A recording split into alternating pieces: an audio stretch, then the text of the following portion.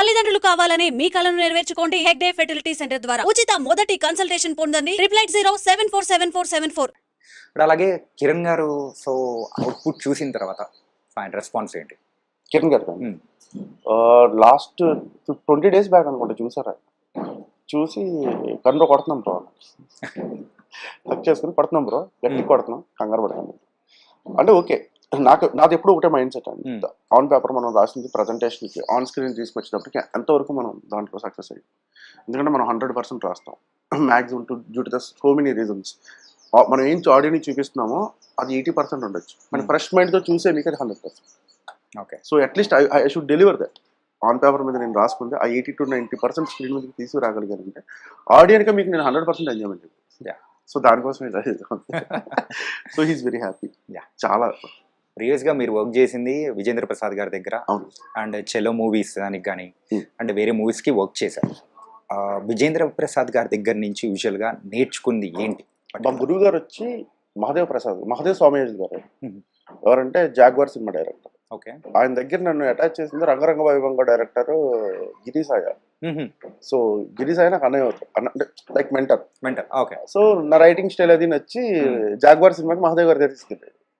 మహదేవ్ గారితో నేను ఆల్మోస్ట్ ఒక 2 years ట్రావెల్ చేశాను, 2.5 years ట్రావెల్ చేశాను. సినిమా అయిపోయింది, రైటింగ్ డిపార్ట్మెంట్ అని స్టార్ట్ అయ్యాను. మెయిన్ అసోసియేట్ లాగా ఆయన దగ్గర జాగ్వార్ సినిమాకి మొత్తం పనిచేశాను 150 days అంతా.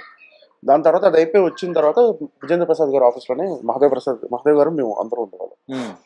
మహదేవ్ గారి నెక్స్ట్ సినిమా ప్రాజెక్ట్ జరుగుతుంది, యాక్చువల్లీ ఆ డిస్కషన్ జరుగుతూనే అక్కడే ఉన్నాం. సో విజేంద్ర ప్రసాద్ గారి దగ్గర వర్కింగ్ అక్కడే ఉండిపోవడం ఒక 2 years ఉన్నాను, యాక్చువల్లీ 2-3 years.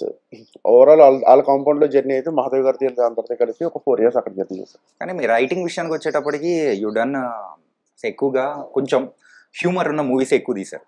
కానీ ఈ దిల్రుబా విషయానికి వచ్చేటప్పటికి ఆ ట్రాన్సిషన్ అనేది కూడా కంప్లీట్ డిఫరెంట్.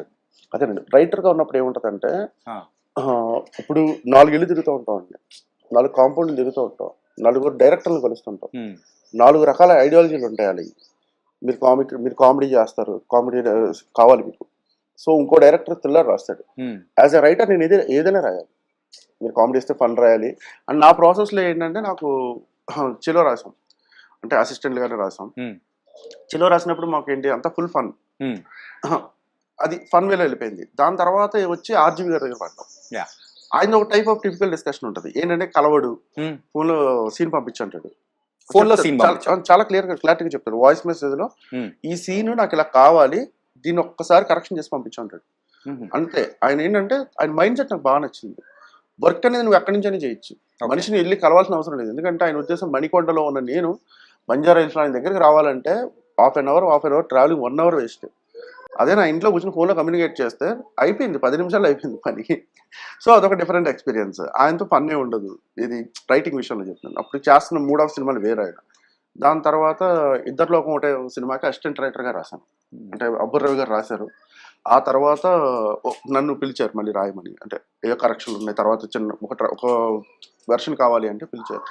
సో అదొక కైండ్ ఆఫ్ మూవీ, అదొక లవ్ స్టోరీ మూవీ, కొంచెం సాడ్ లవ్ స్టోరీ.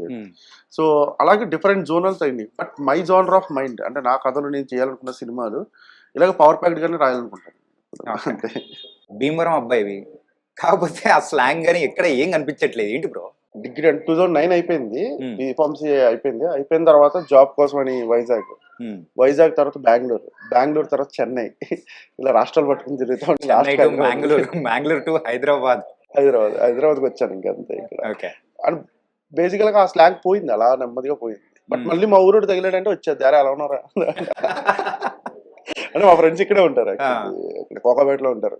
వారానికి ఒకసారి కలిసినా కానీ మేము మాట్లాడుకునేది మళ్ళీ మా గోదావరి భాష ఉంటుంది. మెయిన్ గా డైరెక్టర్ అవ్వాలని అనిపించిన సందర్భం ఫస్ట్ టైం చిరంజీవి గారు. ఎందుకంటే సినిమా మీద పిచ్చి, సినిమా మీద ఇంట్రెస్ట్ రావడం ఎప్పుడో, అంటే నా చిన్నప్పుడు చేతకెక్కించుకుని మన నాన్న సినిమాలు తీసుకెళ్తూ ఉండేవాడు కదా, ఆ టైంలో అనమాట. ముగ్గురు మనం కలిసి సినిమా తీసుకెళ్ళాడు, ఫస్ట్ టైం థియేటర్ ఎక్స్పీరియన్స్. చూస్తే 3 చిరంజీవులు ఉన్నారు. ఏంట్రా ఇది, వాళ్ళమ్మ ఒకేసారి ముగ్గురు ఎలా కనిస్తుంది అలాగా ఒకేలాగా అనుకున్నాను. అంటే నా ఫీలింగ్ ఏంటంటే బయట కూడా వాళ్ళు 3 ఉంటారు, వాళ్ళు 3 సినిమాల్లో ఉన్నారు. ఇంటర్వెల్ అయిపోయింది, సమోసా తెచ్చాడు, తినలేదు, ఆలోచిస్తా కూర్చున్నాను, ఏంట్రా ఇది 3 చిరంజీవులు ఎలా ఉన్నారా ఒకేసారి. బయటకు వచ్చి చార్తకి ఎక్కాను, మా నాన్న, మా అన్నయ్య, మా అమ్మ వీళ్ళందరూ మాట్లాడుకుంటారు, సినిమా బాగుంది కదండి, అది కదండి, పాటలు బాగున్నాయి కదండి. అయితే నేను ఆలోచిస్తాను, మా నాన్న డెప్ మీద కూడా ఏంట్రా అన్నాడు. ఏంటి ఆలోచిస్తాను, కాదు నేను వాళ్ళ అమ్మ ఒకేసారి ముగ్గురు ఎలా కనిస్తుంది అలా ఒకేలా ఉన్న వాళ్ళని బయట కూడా ముగ్గురు ఉంటారా అని అడిగారు. రే ఒకటే చిరంజీవి ముగ్గురు కానీ చూపించారు అంటే అదేంటున్నానా అన్నాను. సినిమా రా ఇదంతే రారాడు. అప్పటి నుంచి పిచ్చానమాట. ఇంటికి వచ్చి టీవీ చూస్తుంటే ఈటీవీలో నాగేశ్వరరావు గారిని ఎవరో కాల్ చేశారు. టాప్ ఏడుస్తున్నాను. ఎందుకు ఏడుస్తున్నా అంటే నాగేశ్వరరావు గారు కాల్ చేశారంటే ఆగు అని చెప్పి టీవీ ఇలా మార్చాడు. జెమిని వచ్చింది, నాగేశ్వరరావు గారు బతికి ఉన్నారు చూడండి. అంటే అంటే ఈ వరల్డ్ ఎంత బాగుంటుంది అనేది ఆ చిన్నప్పటి నుంచి కళ. దాంతో స్టార్ట్ అయిపోయింది. అలాగేంటంటే శ్రీశ్రీ గారి పుస్తకాలు చదవడం. మా తాతలు ఇద్దరు హెడ్ మాస్టర్లు, స్కూల్ హెడ్ మాస్టర్. వాళ్ళకి తెలుగు లిటరేచర్తో ఎక్కువ సంబంధం ఉంటుంది. సో ఈ ట్రావెలింగ్ ఎక్కువైపోయింది నాకు. నాటకాలు, బుక్స్ అని, అయ్యని ఇయ్యని, డైలీ ఒక స్కిట్ వేయడం, వారానికి ఒకసారి స్కూల్లో ప్లే చేయడం, కాలేజీలో స్కిట్ డ్రామాలు చేయడం, ఇలాగా ఈ జర్నీ అలవాటు అయిపోయి పిచ్చాలో ఉండిపోయింది సినిమాలోకి రావాలి అని. సో తప్పలేదు. కొంచెం ఫైనాన్షియల్ క్రైసిస్ వల్ల వాటి వల్ల జాబ్ చేయాల్సిన సిచ్యువేషన్ వచ్చింది. అంటే లైక్ ఫైనాన్షియల్ క్రైసిస్ అంటే ఫ్యామిలీ పరంగా మిడిల్ క్లాస్ పర్లేదు, మిడిల్ క్లాస్. ఆ మిడిల్ క్లాస్ లోనే కొంచెం ఇబ్బందులు స్టార్ట్ అయినాయి. లేదు కొంచెం ఫ్యామిలీకి బ్యాక్ బోన్ గా నిలబడాలి. ఎందుకంటే నాకు ఎడ్యుకేషన్ అంతా ఇచ్చింది వాళ్ళే. సో మనం పిచ్చి ప్యాషన్ అనుకుని చెప్పి ఇప్పుడు వెళ్ళి హైదరాబాద్ లో కూర్చుంటే పనులు ఎవరు అని చెప్పి జాబ్ స్టార్ట్ చేసాం, మార్కెటింగ్. ఆ మార్కెటింగ్ కాస్త దాంట్లో ఒక పీక్ స్టేజ్కి వచ్చేసి ఇంకా బాగుంది. అంటే పర్లేదు, సంపాదించాం. ప్రాబ్లమ్స్ అన్ని కొంచెం సెటిల్ చేసాం ఉన్నప్పుడు వన్ ఫైన్ డే మా నాన్నకి ఎవరికి చెప్పలేదు, మా అమ్మకి చెప్పాను అంతే కూర్చోబెట్టి. ఇలా ఇండస్ట్రీకి వెళ్తున్నానంటే షీ సపోర్టెడ్ మీ అలాట్. అసలు ఒక్క సెకండ్ కూడా. ఈ రోజుకి అందరూ చనిపోయారు, మా నాన్న, గ్రాండ్ మదర్ అందరూ. వాళ్ళు ఎవరికి ఈ రోజుకి తెలియదు ఇండస్ట్రీలో ఉన్నట్టు. She managed for almost 5 years. అసలు చెప్పేది కదా ఎక్కడ ఉన్నాడంటే బెంగళూరులో ఉన్నాడు అంతే. కానీ మీరు ఇలా మాత్రం మూవీస్ చుట్టూ తిరుగుతూ ఉన్నారు. Nice bro. సో ఎక్కువగా ఈ మూవీకి సంబంధించి యాక్షన్ ఎపిసోడ్స్ అనేది కూడా ఎక్కువగా ఉంది. ప్రజెంట్ ఇప్పుడున్న జనరేషన్ పీపుల్ యాక్షన్ అంతగా చూస్తున్నారా? ఏదైనా అది కూడా ఎగ్జైటింగ్గా యాక్షన్ కూడా కొంచెం డిఫరెంట్గా ఉంటేనే పీపుల్ చూడడానికి థియేటర్లో అయినా కానీ ఈవెన్ ఓటీటీలో అయినా చూడడానికి ఇంట్రెస్ట్ చూపిస్తాం. మరి ఈ మూవీలో ఎలా ఉండబోతుంది? Situation bro. సిచ్యువేషన్ అంటే ఏంటంటే ఇప్పుడు ఎందుకు ఫైట్ చేస్తున్నాడు? ఊరికనే ఎవడో కొట్టడు. కొట్టాలంటే బలమైన కారణం కావాలి. ఆ కారణం ఉంటేనే ఫైట్ వర్కౌట్ అవుతుంది. ఆ కారణం తెలియకపోతే ఫైట్ లేదు. ఊరికే హీరో వచ్చాడు, నలుగురు కొట్టాడు, వెళ్ళిపోయాడు అంటే ఇష్టపడలేదు జనాలు, అలా చూడడానికి కూడా ఇష్టపడలేదు. సో అవి మైండ్ లో పెట్టుకుని ఎక్కడ యాక్షన్ కావాలి, ఎందుకు ఫైట్ చేస్తున్నాడు, ఈ ఫైట్ తాలూకు ఎమోషన్ ఏంటి హీరోది, ఇంకో ఫైట్ జరుగుతుంటే ఆ ఫైట్ లో ఆడ ఎమోషన్ ఏంటి, ఈ టైంలో ప్రశాంతంగా కొడుతున్నాడా, ఈ టైంలో చాలా కోపంగా కొడుతున్నాడా, ఇంకో టైంలో ఇంకోలా కొడుతున్నాడా, ఎందుకు కొడుతున్నాడు, కొట్టడానికి వెళ్ళగల కారణం ఏంటి. ఈ కారణం ఉంటేనే అంటే నాకు ఎక్స్పీరియన్స్ ఏంటంటే జాగ్వార్ చేస్తున్నప్పుడు రామలక్ష్మణ్ మాస్టర్ ఉన్నారు. ఆయన వాళ్ళిద్దరు క్లైమాక్స్ ఫైట్కి వచ్చారు. క్లైమాక్స్ లో మేము రాయలేదు, అప్పటికి మాకు ఫైట్ ఉంది అంతే. క్లైమాక్స్ లో ఫైట్ అయిపోవాలి. వాళ్ళు వచ్చిన తర్వాత కూర్చుని క్లైమాక్స్ ఊరికి వాళ్ళు ఫైట్ పెట్టమంటే చేయమంటే చేయలేమండి అన్న.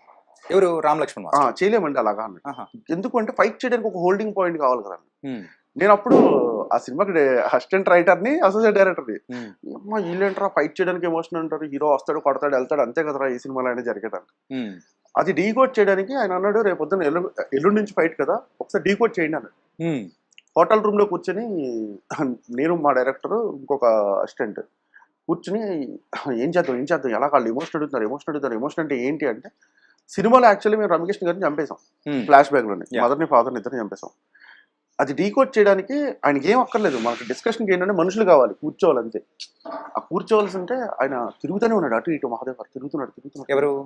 డైరెక్టర్ మహాదేవ స్వామి. తిరిగి ఒక పాయింట్ దగ్గర ఆగి వచ్చేసింది అన్న. ఏంటంటే రమ్యకృష్ణ చావలేదు, బతికే ఉంది ఇప్పుడు ఏంటి అన్నది. ఓకే, అంటే ఏంటి అంటే క్లైమాక్స్ లో ఈ కొడుకుని తయారు చేసింది ఆవిడే అని ఎంటర్ అవుద్ది అక్కడికి. నెక్స్ట్ రోజు తీసుకెళ్ళి ఆయన రామలక్ష్మణ్ మాస్టర్ చెప్పగానే ఎగ్జిట్ అయిపోయారు రామలక్ష్మణ్ మాస్టర్. సినిమా మొత్తంలో ఫైట్ వర్కౌట్ అయినంత బాగా ఇది వర్కౌట్ అవుతుంది. ఎందుకంటే మిగతా ఫైట్ మాస్టర్లు అన్ని చేసింది వేరు. బట్ అప్పుడు నాకు అర్థమైంది ఏంటంటే ఓకే, ఒక ఫైట్ జరిగిన దాంట్లో ఎమోషన్ కావాలి. మీరు అరవింద్ సమేత చూసిన ఫస్ట్ ఫైట్ అలాగే ఉంటుంది. సో బలమైన కారణం ఉంటుంది. సో అలాంటి సిచ్యువేషన్స్ పెట్టుకోకుండా హీరోయిజం చూపించడానికి ఫైట్ చేసిన ప్రతిసారి ఫెయిల్యూర్ అయిపోతాం. సో అది మైండ్ లో ఉంది. సో పృథ్వీ మాస్టర్ ఆ పాయింట్ చెప్పినప్పుడు కథ ఎంత విన్న తర్వాత చాలా ఎగ్జైట్ అయిపోయాడు Prithvi master. The way he design the fights is very beautiful. అంటే దాంట్లో కూడా ఒక కిక్ ఉంటుంది, ఒక ఎనర్జీ ఉంటుంది. ఇంటర్వెల్ జాతర ఫైట్ కావచ్చు, కేసీపీ ఫైట్ కావచ్చు, క్లైమాక్స్ ఫైట్ కావచ్చు, ఒక టెంపో మెయింటైన్ చేసి అలా తీసుకెళ్ళాడు దాన్ని. అంటే ఎడ్జ్ ఆఫ్ ద సీట్ కూర్చోబెట్టుకెళ్ళగల డిజైన్ చేశాడు ఫైట్.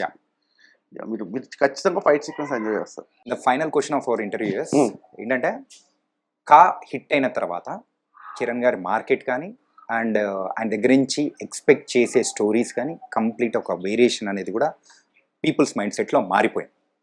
మరి ఇప్పుడు దాన్ని నెరవేర్చగలగదా ఈ దిల్రుబా అని చెప్పేసి అందరూ ఒక క్వశ్చన్ వాళ్ళు వేసుకుంటున్నారు.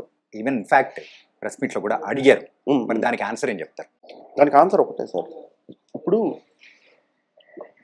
మన చిరంజీవి గారు ఉన్నారు, ఆపద్బాంధవుడు సినిమా తీశాడు, రుద్రవేణి తీశాడు ఆయన. కానీ మనం అంతకు ముందు చూసింది కమర్షియల్. అంటే ఒక మనకు తెలుసు ఆయన వైబ్ ఏంటో మనకు తెలుసు, డాన్స్లు ఫైట్లు ఇవన్నీ. తర్వాత ఆయన ఖైదీ తీశాడు, అదొక కైండ్ ఆఫ్ స్టోరీ. అసలు అప్పుడు దాకా బ్రేక్ అది. సో నేనేమంటున్నానంటే మీ ముందు సక్సెస్, ఆయన ముందు సక్సెస్, ఆయన తర్వాత సినిమా అదే వైపు కంటిన్యూ అవ్వాలని లేదు. ఏది స్టోరీ వైజ్ అదే స్టోరీ మళ్ళీ తీయలేము. ఎందుకంటే రాసేది కరుణ్, నెక్స్ట్ రాసేది కే రాంప్ అనేది ఇంకో డైరెక్టర్. సో ఏంటంటే ఒక డైరెక్టర్ ఆ ఐడియాలజీ ప్రకారం కథ వెళ్తూ ఉంటుంది. సో దాన్ని ఎంజాయ్ చేయండి. ఓకే, కాలా ఉందా లేదా అనేది ఎంజాయ్ చేయకండి.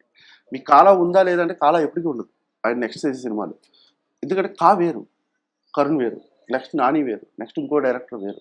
So the story, what the story is going to tell, what the director want to tell the audience, ఇది వెరీ ఇంపార్టెంట్. దాంట్లో మీరు చూసిన మీ 9 సినిమాల హీరోలు, మన హీరో ఎలా ఉన్నాడు, ఎంత బాగా పెర్ఫార్మెన్స్ చేశాడు, ఈ కథని ఎంతవరకు ఆడియన్స్ ఓన్ చేసుకునే ఫీల్ ఇచ్చాడు, ఇది ఒక్కటే పట్టించుకోండి.